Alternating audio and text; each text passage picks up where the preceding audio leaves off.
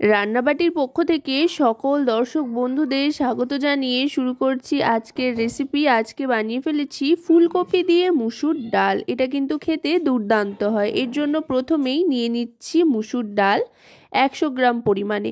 মুসুর ডালটা নিয়ে ভালো করে ধুয়ে নিতে হবে, ভিজিয়ে রাখবার কোনো আগের থাকতে প্রয়োজন নেই। ভালো করে ধুয়ে নিয়ে এবার সেদ্ধর জন্য কড়াইতে চাপিয়ে দিচ্ছি। মুসুর ডালটা দিয়ে দিলাম। দিয়ে দেওয়ার পর এবার এর মধ্যে দিয়ে দিচ্ছি বেশ খানিকটা কড়াইশুঁটি। কড়াইশুঁটিটাও মুসুর ডালের সাথে একসাথে সেদ্ধ করে নেব। আর এবার দিয়ে দিচ্ছি বেশ খানিকটা কাঁচা লঙ্কা কুচি। এখানে 4টে মতো কাঁচা লঙ্কা কুচি দিয়ে দিলাম। আপনারা আপনাদের স্বাদ অনুযায়ী লঙ্কার পরিমাণটা কম বেশি করতে পারেন। এবার দিয়ে দিচ্ছি পরিমাণ মতো জল। যেহেতু মুসুর ডাল আর মটরশুঁটি দুটোই রয়েছে, তাই জলটা একটু বেশি করে দিলাম। এবার দিয়ে দিচ্ছি হলুদ গুঁড়ো 1/2 টিস্পুন পরিমাণে, আর দিয়ে দিচ্ছি পরিমাণ মতো লবণ। এবার ঢাকনা চাপা দিয়ে সেদ্ধ করে নেব। মুসুর ডালটা ভালো করে ফুটিয়ে 5 থেকে 6 মিনিট মতো সময় নিয়ে মিডিয়াম টু লো ফ্লেমে সেদ্ধ করে নেওয়ার পর এবার গ্যাসটা অফ করে দিয়ে আরেকটা গ্যাসের ওভেনের ওপর ফ্রাই প্যান চাপিয়ে তাতে সাদা তেল গরম করে বেশ বড় সাইজে কেটে রাখা ফুলকপি দিয়ে ভেজে নিতে হবে।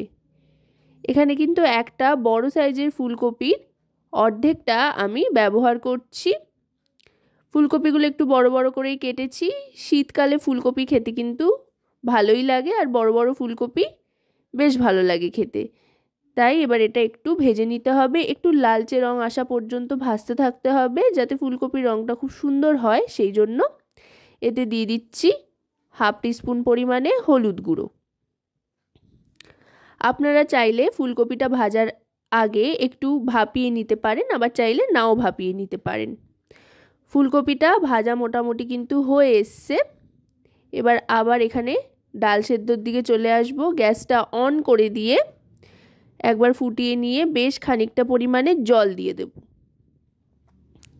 এই ডালটা কিন্তু একটু পাতলা পাতলা খেতেই ভালো লাগে। আপনারা চাইলে আপনাদের পছন্দ মতো ঘনত্বটা রাখবেন, সেই অনুযায়ী জলের ব্যবহার করবেন।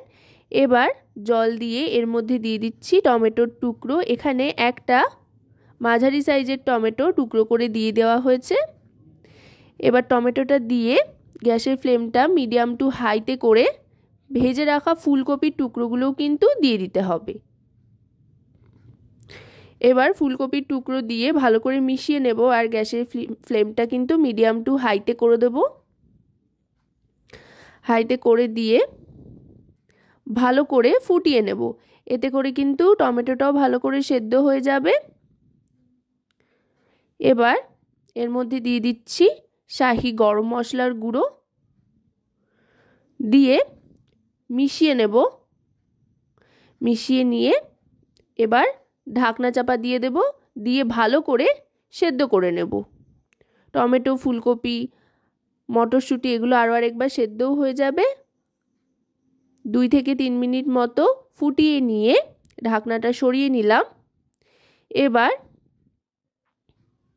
দেখুন ডাল কিন্তু সম্পূর্ণভাবে সেদ্ধ হয়ে গিয়েছে। এবার এটা নাবিয়ে নেব। নাবিয়ে নিয়ে কড়াইতে আরও খানিকটা সাদা তেল গরম করে ফোড়ন হিসেবে দিয়ে দেব 2টো শুকনো লঙ্কা, 1 টিস্পুন পরিমাণে মৌরি, আর 1 টিস্পুন পরিমাণে সাদা জিরে। মৌরি আর জিরে ফোড়ন দিয়ে একবার ডাল এভাবে রান্না করে দেখবেন অসাধারণ কিন্তু একটা ফ্লেভার আসছে। এবার ফোড়নটা কিন্তু ভালো করে ভেজে নিতে হবে। এবার গ্যাসের ফ্লেমটা লোতে করে দিতে হবে। লোতে করে দিয়ে দিচ্ছি রসুনের কিমা। এখানে কিন্তু 1/2 টিস্পুন পরিমাণে রসুন কিমা ব্যবহার করলাম। রসুন কিমাটা একটু লালচে করে ভেজে নিতে হবে, রসুনের কাঁচা গন্ধটা চলে যাওয়া পর্যন্ত। তারপর দিয়ে দিচ্ছি পেঁয়াজ কুচি। একটা ছোট সাইজের পেঁয়াজ কুচিয়ে নিয়েছি মিহি করে। এবার পেঁয়াজটাকেও বেশ ভালো করে ভেজে নিতে হবে। আশা করব রেসিপিটি আপনাদের ভালো লাগবে। যদি রেসিপিটি আপনাদের ভালো লাগে তো অবশ্যই রান্নাবাটি চ্যানেলটিকে সাবস্ক্রাইব করে লাইক, শেয়ার, কমেন্টের মাধ্যমে আমাদের পাশে থাকবেন। আর যদি রেসিপিটি আপনারা আমাদের ফেসবুক পেজ থেকে দেখেন তো অবশ্যই রান্নাবাটি ফেসবুক পেজটিকে ফলো করার অনুরোধ রইল। কথায় কথায় কিন্তু পেঁয়াজটা ভাজা হয়ে গিয়েছে। এবার ডালটা দিয়ে দিলাম। ডালটা দিয়ে কিন্তু গ্যাসের ফ্লেমটা একটু হাই করে দেবো। ডালটাকে ফোড়নের সাথে ভালো করে মিশিয়ে নেব। মিশিয়ে নিয়ে ডালটাকে কিন্তু এখন ভালো করে ফুটিয়ে নিতে হবে যাতে কোনো রকমের পানসে ভাব না থাকে। এবার দিয়ে দিচ্ছি খানিকটা ধনেপাতা কুচি। ধনেপাতা কুচি দিলে কিন্তু দারুণ সুন্দর ফ্লেভার আসে।